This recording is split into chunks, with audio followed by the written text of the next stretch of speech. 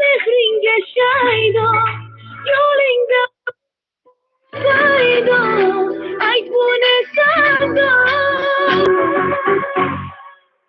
Sevgilim, sensiz geçmez bahar, geçtiğim her yerde gözüm seni arar.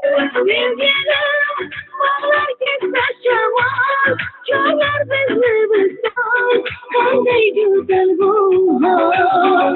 Sevgilim, sensiz geçmez bahar, geçtiğim her yerde gözüm seni arar. Sevgilim, bağlar geçmez şaman, çağlar bizi bizden, kanday güzel bu hal.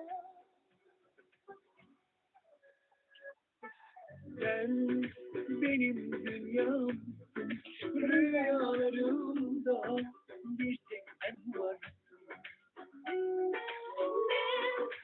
Nehringe şayda, yolunda fayda, ay bu ne sarda. Sevgilim, sensiz geçmez bahar, geçtiğim her yerde gözüm seni arar. Sevgilim, bağlar geçer şaman, çağlar bizi bizden, kanday güzel bu hal. Sevgilim, sensiz geçmez bahar, geçtiğim her yerde gözüm seni arar. Sevgilim, bağlar geçer şaman, çağlar bizi bizden, kanday güzel bu hal.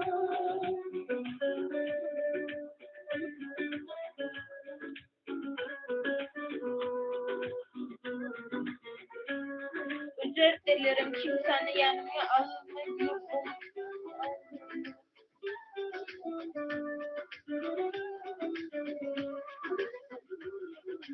Sen kelebek gibi.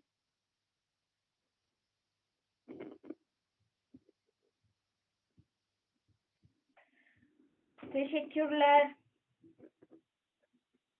Hoş geldiniz arkadaşlar.